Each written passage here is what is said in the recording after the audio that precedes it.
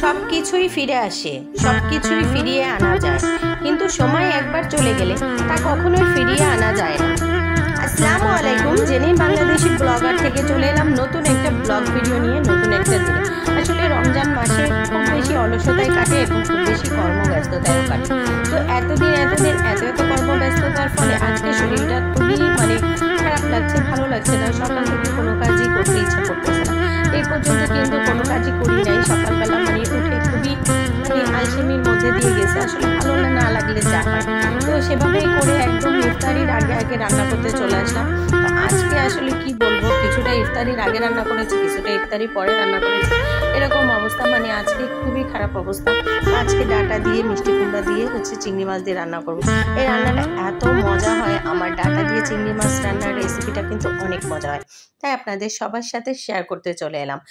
একবারের কথা বলি, আপনাদের সাথে শেয়ার করি, যেহেতু আপনাদের কাছে আমার মনে সব কথাই শেয়ার করি। তখন আমার বিয়ে হয়নি, অনেক দিন আগের কথা, প্রায় প্রায় 10 বছর আগের কথা। তো 10 বছর আগে আমার আম্মু প্রায় অসুস্থ হয়ে গিয়েছিল, অনেক অসুস্থ। তো তাকে দেখতে আমাদের বাসায় অনেক মানুষজন আসছিল। তো আম্মুকে দেখতে আসছিল প্রায় 20-22 জন মানুষ, সাথে আমরা তো পরিবারের 4 জনই ছিলাম, যেহেতু আমি, আমার ভাই আর আমার আব্বু আম্মু, তো আমরা 4 জন ছিলাম। তো আমি আসলে তখনও ভালো করে রান্না করতে পারি না। তো আমার আম্মু বলল কি, তাড়াহুড়া করে কি আর রান্না করবা, তো গরুর গোশত রান্না করো, আর কি ডাটা দিয়ে মিষ্টি কুমড়া দিয়ে চিংড়ি মাছ দিয়ে রান্না করো। তো বড় বড় চিংড়ি মাছ ছিল সেই দিন। তো আজকে চিংড়ি মাছ অবশ্য ছোট, তো সেই দিনে চিংড়ি মাছগুলো অনেক বড় বড় ছিল, চাকা চিংড়ি মাছ। তো অনেকগুলা চিংড়ি মাছ দিয়ে অনেক একটা বড় পাতিল ভরে 10 নম্বরের যে কড়াইটা, সেটা ভরে আমি মিষ্টি কুমড়া দিয়ে ডাটা দিয়ে চিংড়ি মাছ দিয়ে রান্না করেছিলাম। আর গরুর গোশত রান্না করেছিলাম 4 কেজি না কয় কেজি জানি, 4 কেজি না 5 কেজি মনে ঠিক নাই। তো এরকমই গরুর গোশত রান্না করেছিলাম। এই ছিল কিন্তু সেই দিন শুধু, আর তেমন কিছুই আমি করিনি, কারণ আমিও তখন ছোট, বা আমার ভাইও তখন ছোট, আমরা সেইভাবে কিছুই করতে পারি না।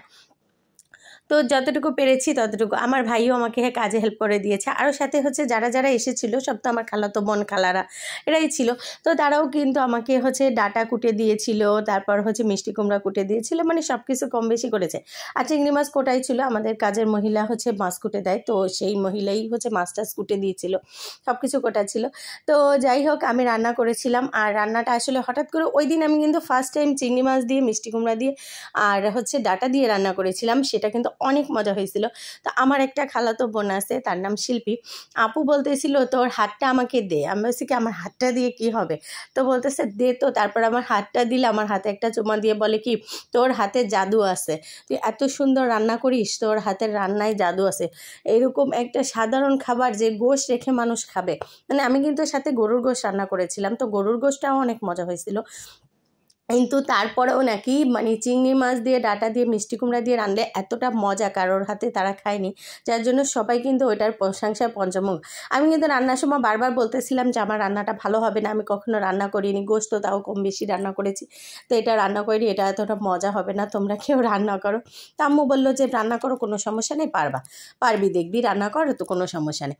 তো সেই দিন আসলে ফার্স্ট টাইম রান্না করেছিলাম, আর রান্নাটা সবাই এত পছন্দ করেছিল, আর সবাই খুব বলতেছিল যে এত সুন্দর রান্না, তুই আসলে এত সুন্দর রান্না করতে পারিস, আমরা তো ভাবতেই পারিনি এত অল্প বয়সে এত সুন্দর রান্না করতে পারিস।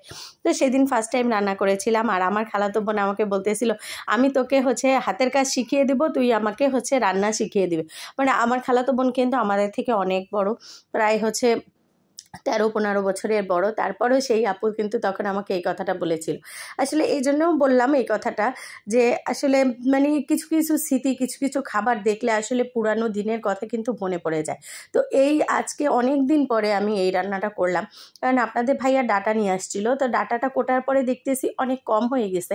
তো আমরা যেহেতু তরকারি একটু বেশি খাই, সেহেতু এতটুকু ডাটাতে ভালো লাগবে না। তো আমি তাকে বললাম যে তুমি একটু মিষ্টি কুমড়া নিয়ে আসো, আমি ডাটা দিয়ে চিংড়ি মাছ দিয়ে মিষ্টি কুমড়া রান্না করবো।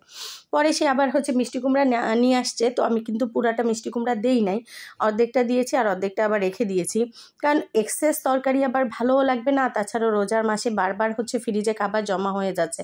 কালকে যেটা রান্না করতেছি সেটা পুরোটা শেষ না হতে হতে আজকে আবারও 2 পদ করতেছি, সেক্ষেত্রে হয় কি সব কিছু থেকে যায়। আর এই যে আপনাদের সাথে কথা বলতে বলতে কিন্তু আমি ইফতারি আয়োজন নিয়েও চলে এসেছি।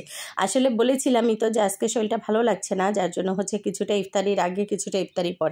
তো এই যে দেখুন হচ্ছে আজান দিয়ে দেওয়ার সময় হয়ে গেছে, তো আমি এই টেবিলে ইফতার গুছিয়ে নিয়েছি। এটা আমার একটা আঙ্কেল আমাকে ইফতার দিয়েছে, আপনাদের সাথে কালকে যে আঙ্কেলটার কথা শেয়ার করেছিলাম।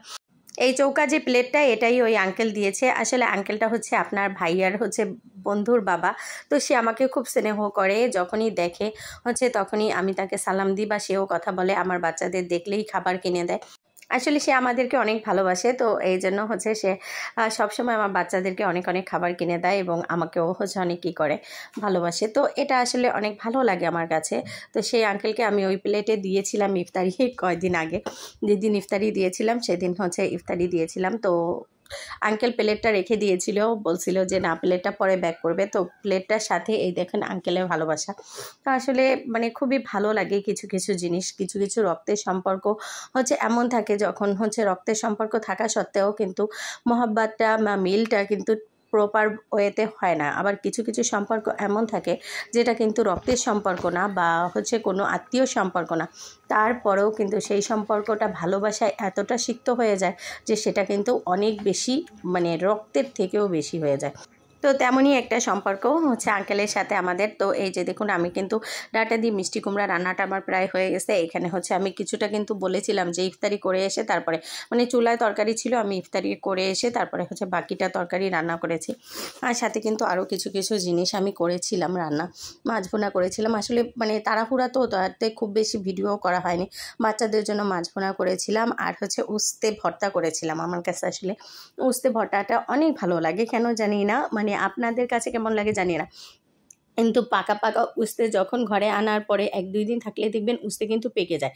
সেই পাকা উস্তে যদি আপনি বেশি করে হচ্ছে মরিচ পেঁয়াজ দিয়ে আর সরিষার তেল দিয়ে ভর্তা করেন, এত মজা লাগে যা বলার মতো না। আর এই যে বলেছিলাম না বাচ্চাদের জন্য মাছ ভুনা, তো এখানে একটু বেশি পরিমাণে করে রাখলাম, যেহেতু বাচ্চারা তো রোজা থাকবে না, তো ওরা দুপুরে খাবে হচ্ছে মাছ ভুনাটা অবশ্যই দুপুরে করেছিলাম।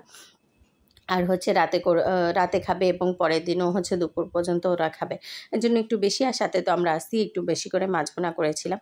তো বাচ্চাদের জন্য এরকম কিন্তু করতেই হয় সব সময় কম বেশি কিছু না কিছু।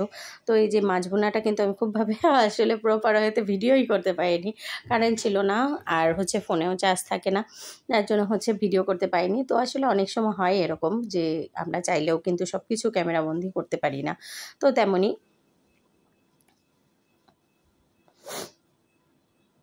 আর এই মাছ ভুনাটা কিন্তু মাশাআল্লাহ অনেক ভালো হয়েছিল আর অনেক মজা হয়েছিল আর দেখতেও কিন্তু অনেক লোভনীয় হয়েছিল, কিন্তু আপনাদের সাথে শেয়ার করতে পারলাম না বলে সরি। আর কি বলবো বলেন। আর সাথে যেটা বলেছিলাম যে উস্তে ভর্তা করেছি, এই দেখুন আমার উস্তে ভর্তার ফাইনাল লুক। উস্তেটা ভর্তা করার সময় দেখাতে পারলাম না, ভর্তা করার পরে মনে পড়লো যে না উস্তে ভর্তাটা আপনাদের সাথে শেয়ার করি। দেখেন এরকম একটা মানে লোভনীয় উস্তে ভর্তা যদি হচ্ছে গরম ভাতের সাথে খাওয়া যায় আর কিছুই লাগে না।